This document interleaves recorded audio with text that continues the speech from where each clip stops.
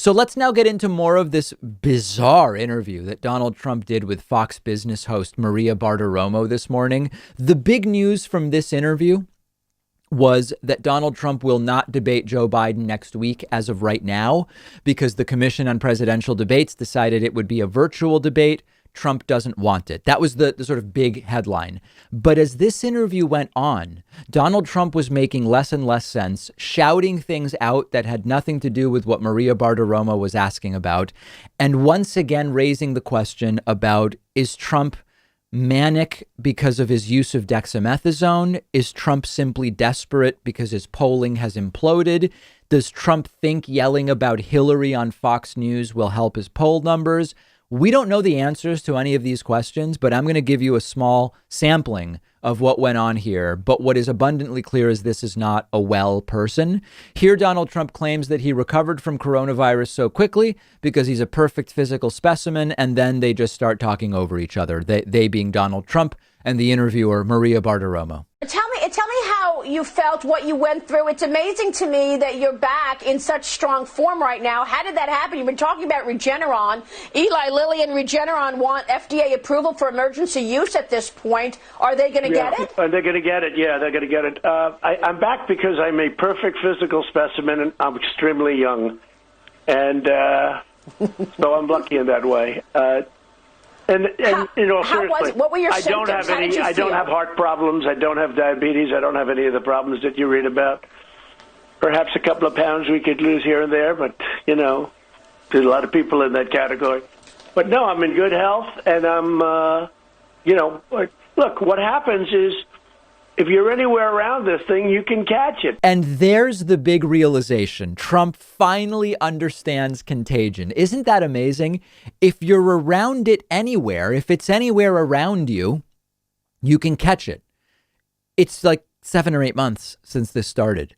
And Trump finally understands if someone with the virus is anywhere around you, you might catch the virus. An incredible learning experience for Trump, hasn't it been? Trump on the Joe Biden town hall, I guess, that Joe Biden did with Lester Holt a few days ago. Trump very angry about it, but it's not totally clear what he's talking about here. NBC disaster where he went on the show with Lester Holt. It was like it was meant for a child. It wasn't meant for a grown person. He gets up and he says, we're not fracking. We're not fracking. He was fracking for 6 months. He was fracking. He was raising his very thin hand and he was fracking. And now all of a sudden he's not fracking. Well, tell the Pennsylvania people that you're going, it's ridiculous. He said he's not fracking. Raising his very thin hand. It's not even possible to guess what this man is talking about here. Trump then accuses China of putting a curse on the United States. Take a listen to this. It wasn't our workers' fault. It wasn't our airlines' fault that China did this terrible thing to us, and I will not be forgetting about that. China did this. This was all done by China.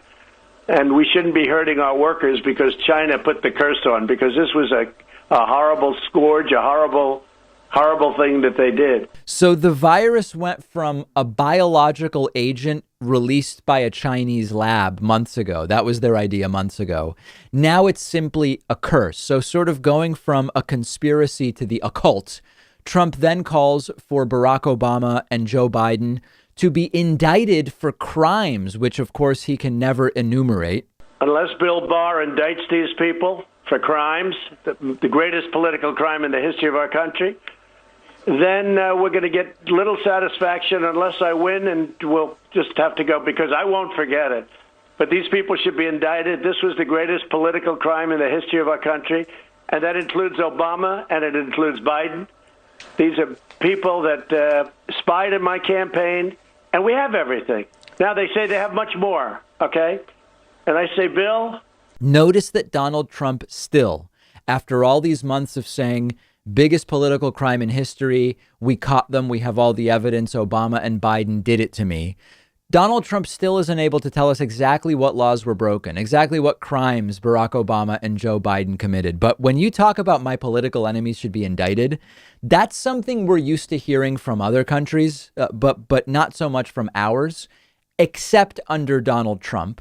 Then Trump bizarrely says he's killed terrorists who are bigger names than Osama bin Laden. It's all, what, celebrity fetishism with Trump? Take a listen to this. We have the greatest troops in the world. I wiped out 100% of the ISIS caliphate. I killed Soleimani. I killed al-Baghdadi. Names that everybody, bigger names than Osama bin Laden. Al-Baghdadi founded ISIS. Everything is hyperbole. Everything is superlative with this guy. Bigger names than Osama bin Laden. It's always been about, can I do more? Can I do it better? Can I do it bigger than Barack Obama? And then it really got wacky. Trump reacting to last night's vice presidential debate between between Mike Pence and Kamala Harris. And Trump says of Kamala, she is a communist. And then with no shred of sarcasm or joking at all, says that Joe Biden wouldn't make it 2 months as president. Seems like he's talking health-wise. Industry here. What was your reaction to the debate? What wasn't said that you would have liked to come out? And where do you think the most striking moments were? I thought that wasn't even a contest last night. She was terrible. She was, I don't think you could get worse, and totally unlikable. And she is.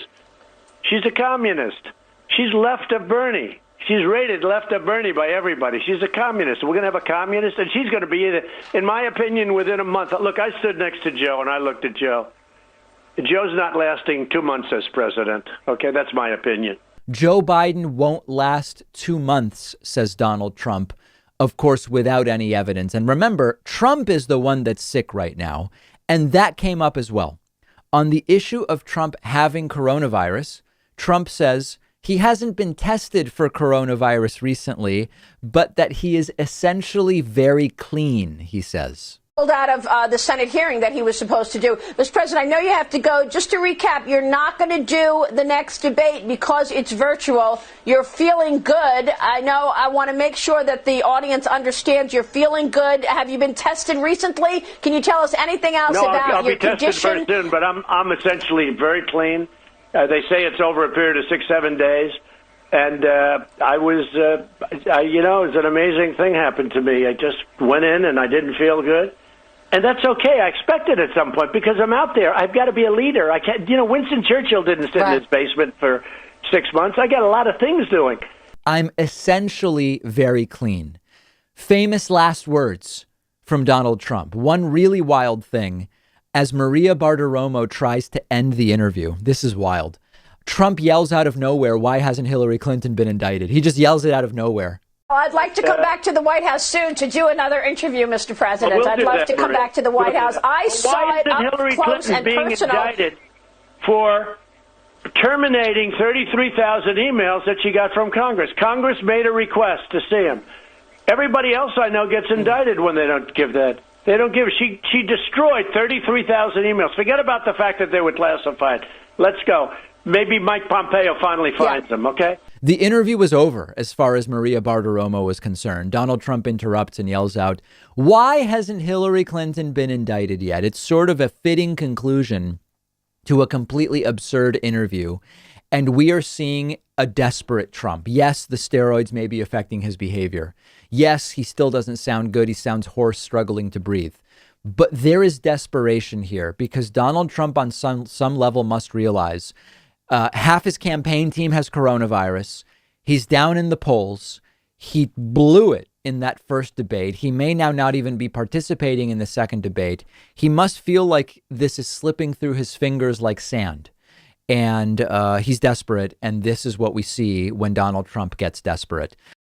One of our sponsors today is a novel called 2120 by Ithel. Right now, America is facing a tumultuous mix of COVID-19, political polarization, racial upheaval, and natural disasters induced by climate change.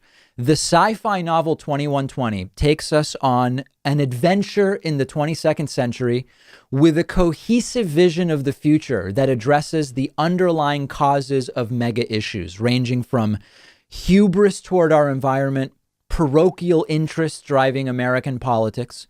2120 makes the flights of fantasy into the future seem all too real as the audience vicariously lives the future through vibrantly developed and thoroughly believable characters who humanize experiences despite owing their origins to other galaxies. 2120 is the fourth installment in a collection of novels by Ithel called the Galaxy series, and I encourage you to check out the other books in the series as well. The author of 2120 dubs the book an October surprise, and the book actually has a really great and important message about voting. You can find 2120 and the rest of the Galaxy series by going to davidpakman.com/galaxy. I've put the link underneath this video.